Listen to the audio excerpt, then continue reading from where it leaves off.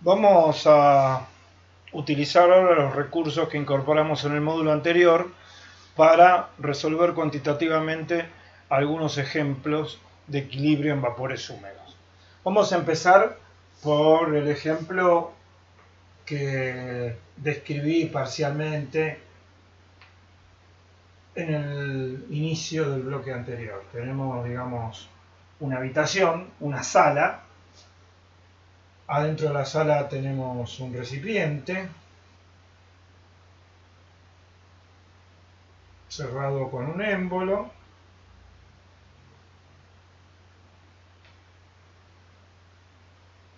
Que se puede desplazar. Inicialmente, bueno, afuera supongamos que las condiciones son de laboratorio, normal, una atmósfera, o sea, 101 kilopascal y 20 grados. Y adentro inicialmente las condiciones son las mismas y habíamos dicho que habíamos inyectado en el recipiente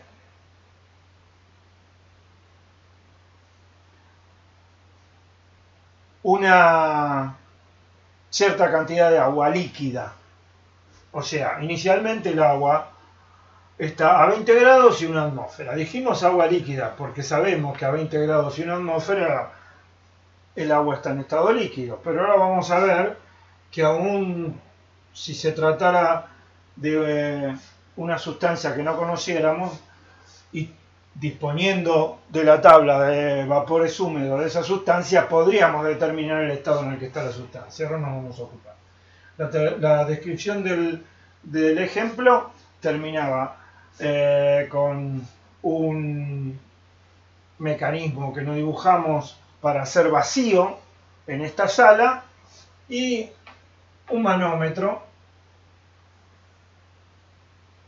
y un termómetro ubicados en la sala.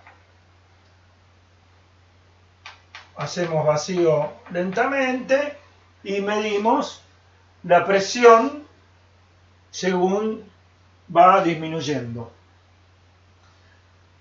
Lo que vamos a observar dentro de este tanque es el agua que hemos introducido,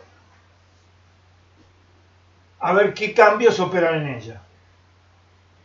Bien, nosotros sabemos, dije, que agua a 20 grados y una atmósfera es agua líquida. ¿Cómo sabemos eso? Vamos a dibujar nuestro diagrama cualitativo en el plano presión volumen específico. Dibujamos solo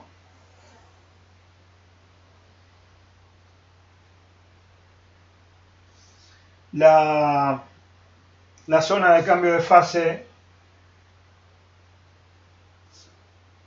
líquido-vapor y tenemos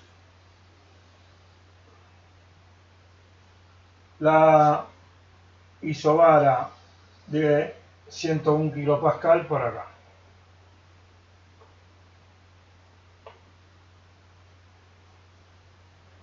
¿Cómo sabemos que el agua está en fase líquida?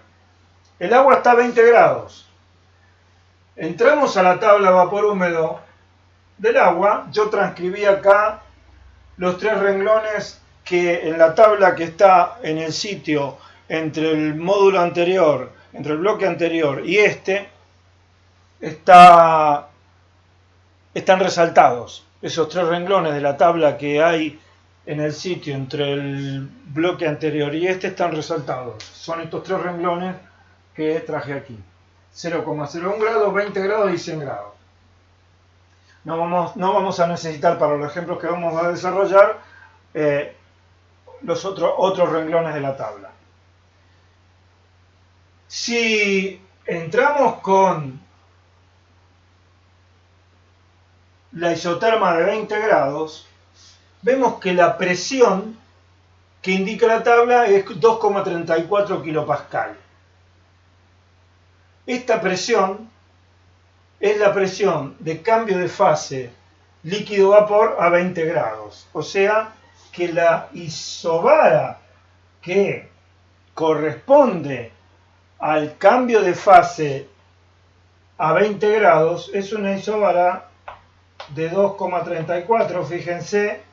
Esta es la de 101, que es la que corresponde con la presión. Este es el punto donde la isobara y la isoterma se encuentran.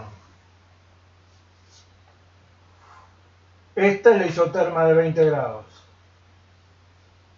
¿Dónde está el agua? A 20 grados y una atmósfera, aquí. En la zona de líquido. ¿Por qué? Porque sabemos que la curva de volumen específico de líquido saturado, es decir, la curva que representa el borde izquierdo de la campana, es esta columna de la tabla y está inclinada hacia adelante. Las tablas de vapor para estas 5 columnas, que son las que conocemos hasta ahora de la tabla de vapor húmedo: temperatura, presión, volumen específico del líquido saturado, volumen específico del vapor saturado seco y calor latente de vaporización a presión constante. Estas 5 columnas tienen la siguiente propiedad: todas varían en forma monótona. Las que crecen, crecen siempre, y las que decrecen, decrecen siempre. Acá aumenta la temperatura, aumenta la presión, aumenta el volumen específico del líquido saturado, y el volumen específico del vapor saturado seco disminuye, como muestra la curva. R, el calor latente de vaporización, disminuye a medida que aumentan temperatura y presión.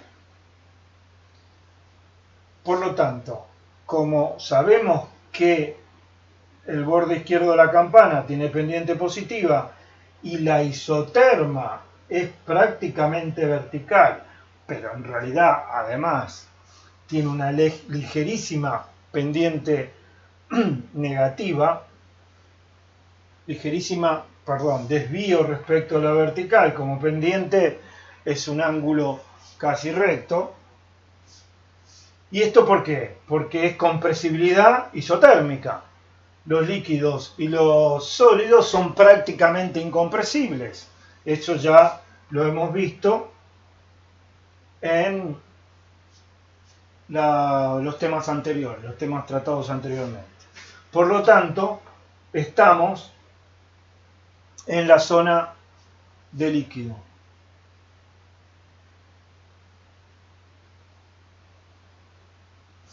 De aquí partimos. Lo que dije es que la manipulación o el ensayo consiste en hacer vacío con un dispositivo que no dibujamos y mantener la temperatura constante. A medida que baja la presión, observamos qué es lo que ocurre. Lo que va a ocurrir es que, como esta perturbación la introducimos muy lentamente, podemos hacer la aproximación de que el agua en fase líquida está recorriendo la isoterma de equilibrio. Es decir, nos planteamos la aproximación de una evolución en equilibrio. ¿Qué observaremos? Y observaremos que el termómetro sigue marcando 20 grados, que el manómetro marca presiones descendiendo, y en el agua no observaremos prácticamente nada, porque el aumento de volumen específico sobre la isoterma por descompresión es tan leve que es inobservable. ¿Cuál es este volumen específico al que llegaremos? Este de acá, el volumen específico del líquido saturado a 20 grados. Llegaremos a 0,0010018. ¿De cuál salimos? Y prácticamente del mismo. ¿Por qué? Justamente porque la isoterma es prácticamente vertical. Y este es el eje de volúmenes específico. ¿Qué pasará cuando el manómetro marque 2,34 kPa? Fíjense, el 2% de la presión inicial. Hemos producido un vacío muy importante. Lo que observaremos es que aparece la interfaz debajo del émbolo, aparece la interfaz líquido-vapor y el émbolo comienza a subir. Acá aparece la interfase y el émbolo comienza a subir. Supongamos que en ese punto fijamos la presión en 2,33, apenas menor que la presión de equilibrio. Esta ligera depresión, acá ponemos 2,33 kilopascal, va a generar una fuerza ascendente en el émbolo que forzará la vaporización de agua líquida a fase gaseosa, que va a ocupar el volumen que libere el émbolo a medida que sube. Cuando aparece la fase gaseosa, comenzamos a desplazarnos sobre el horizontal. La presión adentro es 2,34 kilopascal. La temperatura 20 grados. Esas son condiciones impuestas por la naturaleza del experimento. Mientras esto siga así, el émbolo va a seguir subiendo, el volumen total va a aumentar, como la masa es constante, masa de vapor más masa de líquido es constante, el volumen específico de la mezcla aumenta, que es lo que indica el diagrama cuando nos movemos hacia la derecha, aumenta el volumen específico de la mezcla. Bien, ¿qué volumen tendría que tener el tanque si lo que hemos introducido es, digamos, 1 kilo de agua? Introdujimos 1 kilo de agua. Si pretendemos llegar al borde derecho de la campana, fíjense, 1 kilo de agua, como indica este volumen específico, es 1 litro, cosa que ya sabemos porque estamos todos familiarizados con el agua. 1 kilo de agua es 1 litro, porque esto es 1 metro cúbico por kilogramo, un decímetro cúbico por kilogramo, 0,001 metro cúbico por kilogramo, un decímetro cúbico, y por lo tanto tendremos, al tener 1 kilo, un decímetro cúbico de agua, 1 litro. Pero si pretendiéramos llegar al borde derecho de la campana, llegaríamos a un volumen específico de 57 metros cúbicos, 76 por kilogramo. Si hemos introducido 1 kilogramo de agua líquida, estos serán 57.000 litros. 57 metros cúbicos, 58 casi, 58.000 litros es una pileta de natación.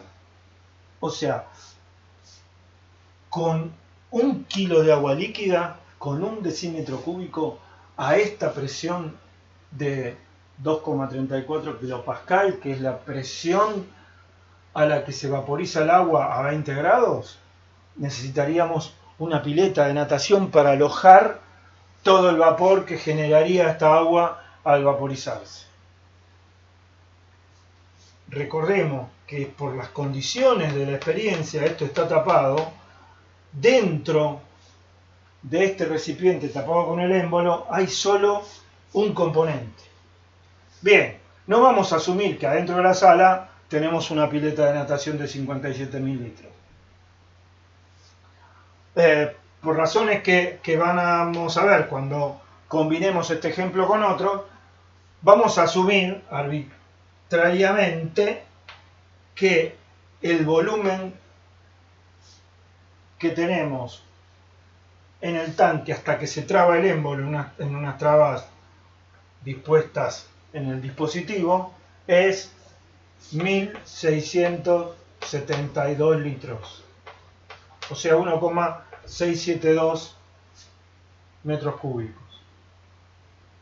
1.672 litros es algo así como un tanque grande de agua domiciliario. Los tanques son de 500, de 1000 y hay de 1500. Con eso tienen idea de las dimensiones. Cabe en una sala. Supongamos que vamos hasta ese punto.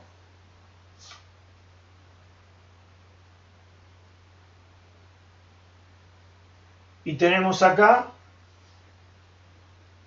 volumen específico 1.672 metros cúbicos por kilogramo. ¿Por qué? Porque tenemos 1 kilo, tenemos 1.672 metros cúbicos. El volumen específico coincide con el volumen numéricamente porque hemos elegido para resolver el problema 1 kilo de agua como dato.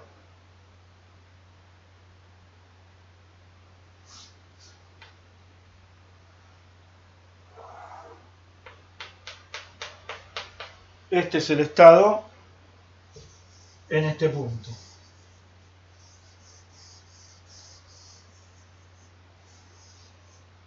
¿Qué va a ocurrir?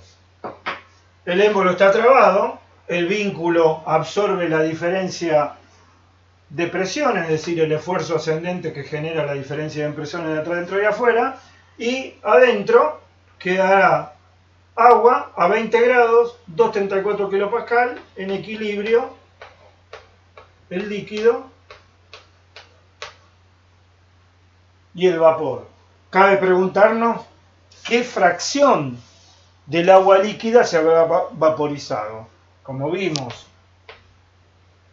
en el módulo anterior, X será B menos B' sobre B segunda menos B'. ¿A qué presión tomado B' y B segundo? A la presión que corresponde a la temperatura a la que se está haciendo el cambio de fase. Se está haciendo 20 grados, corresponden 2,34 kilopascal, y B' y B segunda son estos dos valores. Es decir, X resulta ser igual a 1,672 menos 0,001018 sobre B segunda, que es 57,76 menos 0,001018. Esto da del orden del 2%. Tendría que haber hecho esta cuenta antes de empezar a grabar, discúlpenme.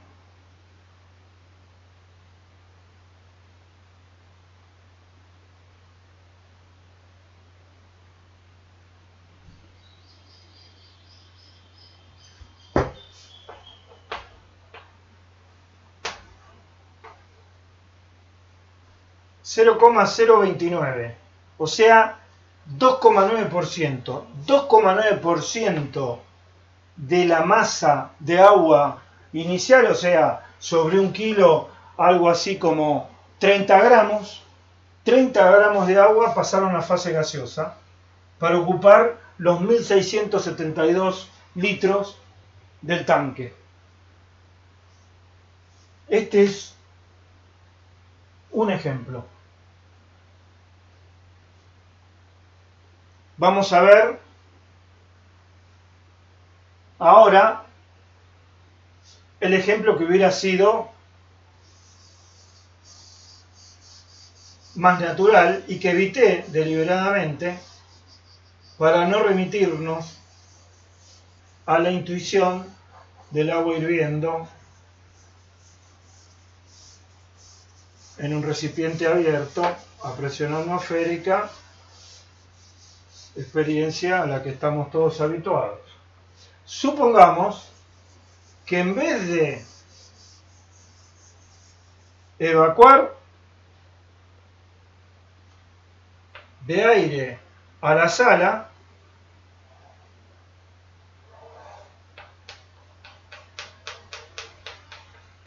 lo que hubiéramos hecho es aumentar la temperatura de la sala a presión constante, es decir, mantener la presión constante y aumentar la temperatura de la sala, entregándole calor a la sala. Hablando de calor, podríamos preguntarnos también, dado que esta evolución del ejemplo anterior es una vaporización a presión y temperatura constante, ¿qué cantidad de calor se puso en juego para producir esta vaporización? Q, estoy en la cantidad de calor en el ejemplo anterior, ¿no? Sería la masa que se vaporizó por R, o sea, la masa total por, si esto es 2 y esto es 1, por x2 menos x1 igual a la masa por x2, porque x1 es igual a 0, no hay vapor en el punto 1. Q12 es igual a 1 kilo por, me estoy olvidando, acá puse masa de vapor por R y acá me lo olvidé, acá también, 1 kilo por x2, 0,029 por R a 20 grados, que es 586. Y esto da el 3% aproximadamente de 586, o sea, unos 17 kilocalorías. ¿De dónde salieron esas 17 kilocalorías? Borré apresuradamente el dibujo anterior. Y del ambiente. Yo mantuve el ambiente a 20 grados.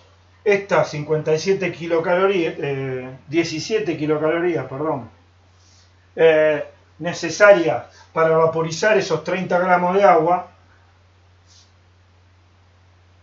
provinieron del ambiente. El agua las tomó del ambiente, vaporizó 30 gramos y esos 30 gramos ocuparon los 1672 litros menos prácticamente el litro de agua inicial, ¿no? Que queda en fase líquida. Si nosotros estamos observando el experimento anterior, prácticamente no veríamos descender el nivel de líquido, porque bajó solo un 3%. Vamos ahora a la siguiente experiencia.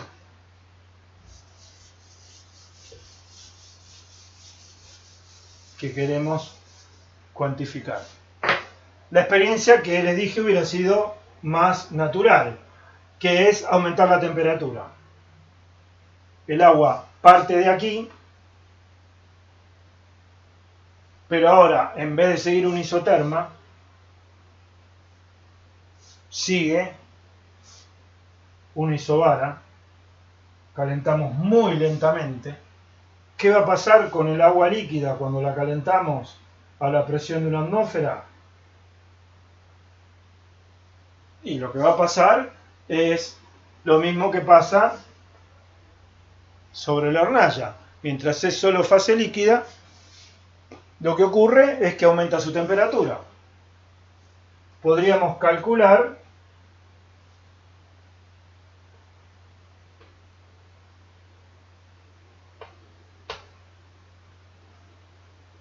inclusive cuál es la cantidad de calor que absorbe el agua para llevarla de 20 al momento en el que observamos que aparecen las burbujas. ¿En qué momento aparecerán? Cuando la presión P sub 0 de 101 kilopascal sea la presión de vapor saturado.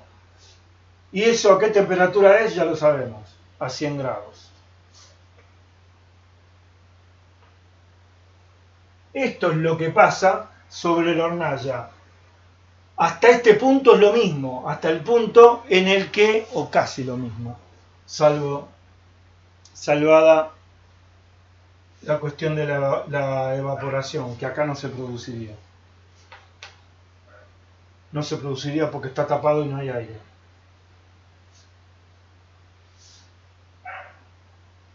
Hasta que la temperatura llega a 100 grados, el agua solo puede estar en fase líquida y lo que hace es aumentar su temperatura. Cuando la temperatura llega a 100 grados, aparecen las burbujas en el seno del líquido porque la presión exterior equipara a la presión de vapor saturado a 100 grados, que es justamente 101,2 kilopascales, es decir, una atmósfera. ¿Qué va a ocurrir a partir de ahí? El agua se va a vaporizar, va a aumentar el volumen específico a medida que se vaporice, y cuando se haya vaporizado toda, ¿qué volumen ocupará? Cuando todo el kilo de agua se vaporizó, exactamente 1672 kilos, que es el volumen específico de vapor saturado seco a 100 grados. Es decir, en esta experiencia en la que dejo la presión en una atmósfera y caliento, el émbolo llega justo a los topes cuando desapareció la fase líquida. Cuando es todo gas, justo cuando desapareció la última gota de líquido, es todo gas. Y sí, cuando desapareció la última gota de líquido es todo gas. Eso siempre, justo ahí. Quiero decir, justo el émbolo llegó a los topes.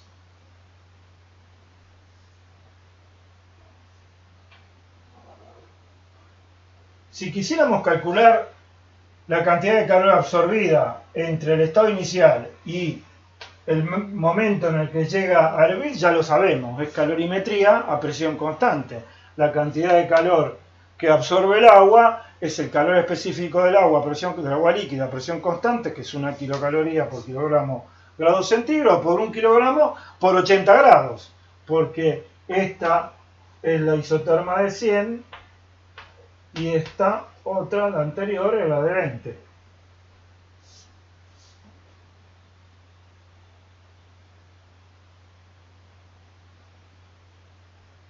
¿Qué cantidad de calor puso en juego entre 3 y 4? Q34 será la masa que pusimos por R de 101 kilopascal, por X4 menos X3. Pero esto es igual a la masa por R. ¿Por qué? Por R de 101, ¿no? ¿Por qué? Porque X4 vale 1 y X3 vale 0. O sea que esto es 1 kilo por 539 kilocalorías sobre kilogramo. O sea, 539 kilocalorías.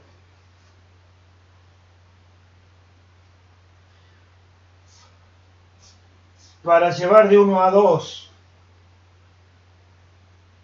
a 2,34 kilopascal y 20 grados necesitábamos, dijimos, 17 kilocalorías.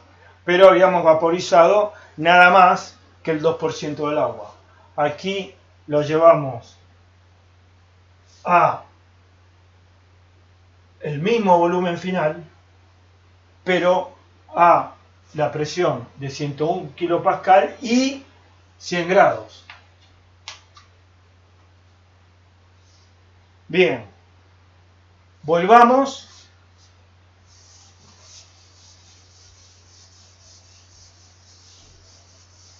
al punto 2, al caso en el que la presión era 2,34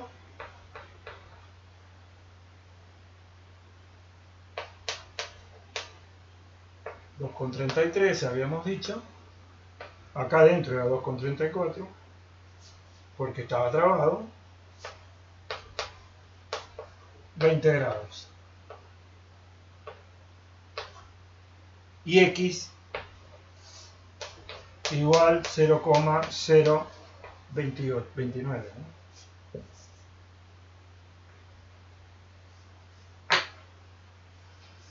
¿Qué pasa si en este punto, estamos en este punto, a 20 grados con un título 0,029 y por lo tanto acá adentro 2,34 kilopascal? Y ahora, desde este punto, empezamos a calentar el ambiente. Este manómetro ya no nos sirve más, porque va a seguir marcando presiones que no son las que están adentro.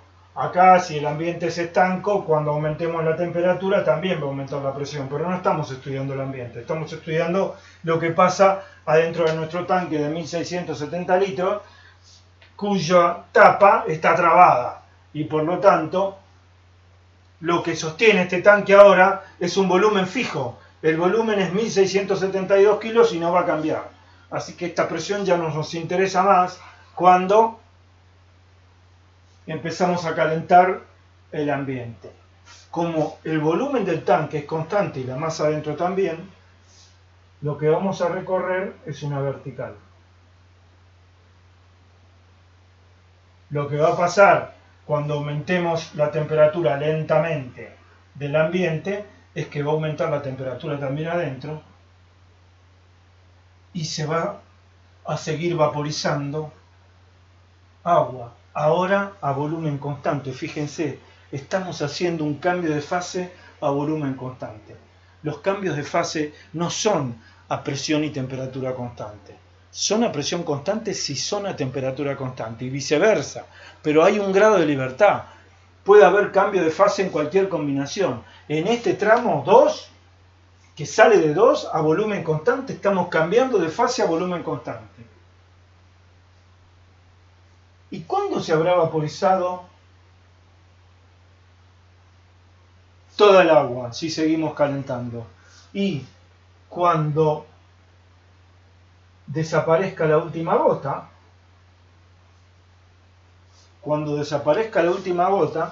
estaremos sobre el borde derecho de la campana, es decir, estaremos a volumen específico del vapor saturado. Deberíamos entrar en la tabla por volumen específico de vapor saturado y como el tanque es de 1672 kilos, nos encontramos justo acá en la horizontal que corresponde a 100 grados y 101 kilopascal. Es decir, por la forma en la que están dados los datos, por eso elegimos un tanque de 1670 kilos, terminamos exactamente en el punto 4. Hemos hecho una vaporización parcial hasta el volumen de 1670 kilos y después completamos esa vaporización parcial a presión constante y después completamos a volumen constante hasta el punto 4, el mismo punto al que llegamos vaporizando a presión constante desde el comienzo. Fíjense que en esta experiencia el tanque termina a una atmósfera de presión, aunque afuera haya 2,33 porque están las trabas, ¿no?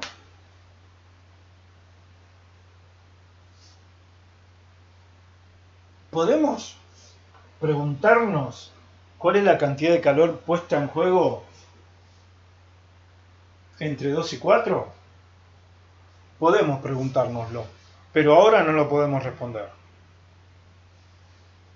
No se trata, fíjense, que aunque quisiéramos hacerlo, tendríamos un inconveniente. ¿Qué R usamos? En 2 es 586, en 4 es 539. Alguno de ustedes, en situaciones como esta, adopta la actitud a la que tendemos los ingenieros de promediar cuando tenemos valores que no son constantes. No tenemos ningún derecho a promediar.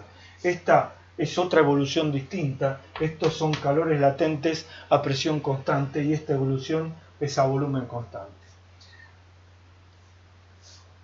¿Sirve hacer alguna diferencia con la cantidad de calor puesta en juego entre 3 y 4 que habíamos calculado? Porque calculamos entre 1 y 2, calculamos entre 3 y 4, a alguien se le puede ocurrir hacer algún álgebra. No, no podemos. No podemos porque la cantidad de calor depende del camino, y este camino es distinto de este, así que no tenemos por qué asumir ninguna igualdad ni ninguna relación a priori. Esas cosas las vamos a aprender a hacer bien, espero, a lo largo del curso.